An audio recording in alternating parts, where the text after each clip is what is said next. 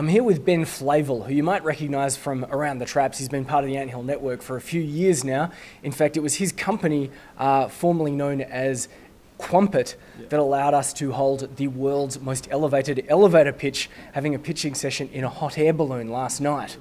Last year. Yeah. That was really cool. That was part of our proof of concept trials last year. So that was under our brand called Quampit. Quampit. Yeah, which I won't go into, but I will ask very quickly. It was called Quampit. The overriding company is called EQ. You're now called Check-In Line. Yep. Why the name changes? Well, we worked out that the US don't use the word Q, and Australians can't spell it. So we said, okay, well let's think of a more descriptive name, and Check-In Line was kind of available, and we went, it's meant to be. Sometimes we're too clever for our own good, aren't we? Yeah. We tried to create a brand new language with Quampit. But very briefly to explain the technology, it's a data-driven check-in process to reward people when they're signing up to buy tickets by asking them a series of questions. We basically replicated camping out for tickets online, but really it's for anything in high demand, like a giveaway or whatever, and it just uses a daily check-in to prioritise those who want it the most. And each of those check-ins becomes an interaction between brand and passionate consumer. So it's a data platform, but it's very much like a competition-based gamified process. I'll whack a promo video under this video. Yes, do that. All right, do that. Okay, cool. Yeah, it was my brother-in-law's voiceover on that one. Yeah, right. US. Now, it's been 6 years in the making, and I've known Ben for a while now, and last week he signed his first big client, Sportsbet. Yes! Now, over 6 years, it seems like a long time, but in your eyes, it's probably gone past very quickly.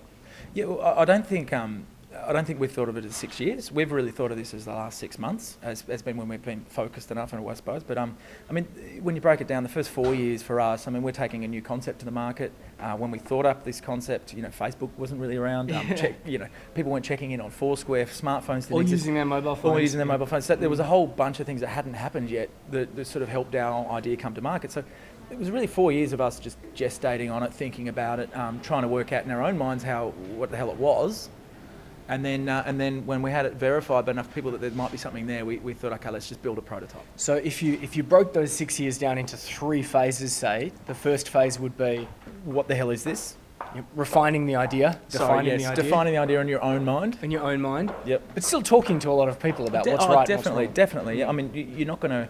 We said, okay, we had a provisional patent on it, but we refiled that a few times because we thought we don't want to put ourselves under the pressure of getting this to market until we're kind of sure of what this can do and what clients are going to use this for. So because second phase would have been prototype development. Build a very simple Java-based prototype so that we could prove that people could use it and it could be used for our purposes. And we took that to the market, took it to some very big clients, took it to all the ticketing companies, and they really liked the concept, but they wanted to see it. So Third phase, proof of concept. And we funded that ourselves. It's been bootstrapped the whole way.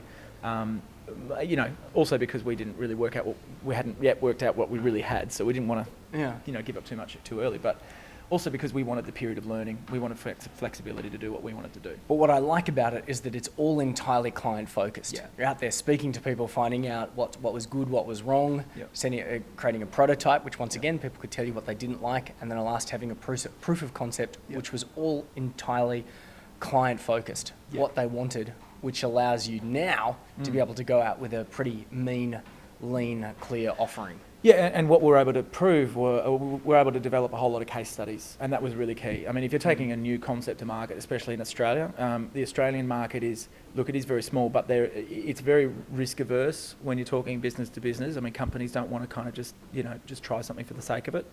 So you need to show them some case studies, you need to take them through some case studies, and really prove it to them until you get to the point where they're saying, okay, there's something in this, we want to take this on. So 3 core lessons. You had 3 core lessons. Focus was the first thing. We had a very broad focus to begin with. We were like, okay, this could be a lot of things to a lot of people.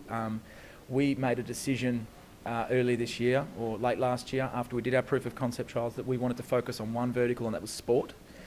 Sport. Yeah, and this is probably brings into the second lesson. Once we worked out that was our focus, we worked out our market wasn't in Australia for that. Well, what's interesting about that too is that I know that when you say my market is everyone, no one knows how to help you. But the moment that you say my market is sport, someone says, oh, you should meet Frank or you should meet Joe. Doors have really opened. Doors open. Great, The second lesson, Australia is really small, and it's a great it's a great place. It's a great place to test. It's a test bed because it is a broad, small market. It's forced us to really look at different business models here, which has been great because we have sort of launched something on Facebook now, which is designed really for this market, but globally could have a huge appeal. But it gives us the freedom to be able to focus on sport. So as a custom sort of custom offering. So Australia's really small, but I think we think too small here.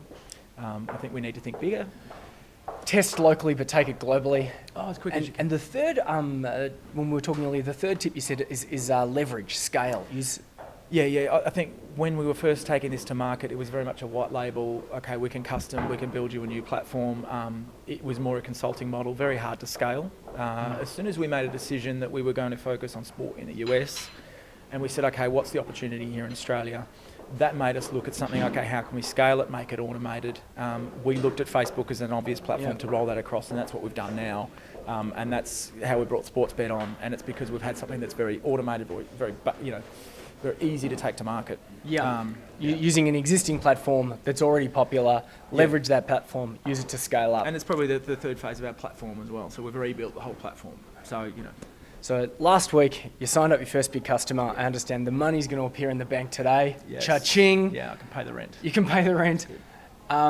What did you do to celebrate? What was it? What was in your head? We haven't celebrated yet. I think we will celebrate the wins slightly. Yeah. But I think the thing is that you have these iterations, and we've had so many iterations, so many moments. I could list out probably half a dozen of them, especially over the last 18 months, where we think we're just about to sign our first client, and you're about ready to celebrate, and then you realise that on hindsight, you were so far away. So then when you finally get to that first client and you land them, it's not a celebratory moment. I mean, yes, you're happy about it, but you automatically think about the next client. And I think that's the thing is you have this stark realisation that, oh God, I think I finally reached the start line. It's just the beginning. So once you realise it's just the beginning, you start focusing on how you can take that to the next stage. And that's really how it's been.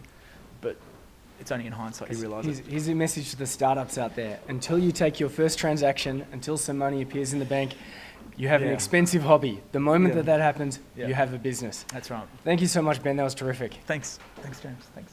Catch you on the flip side.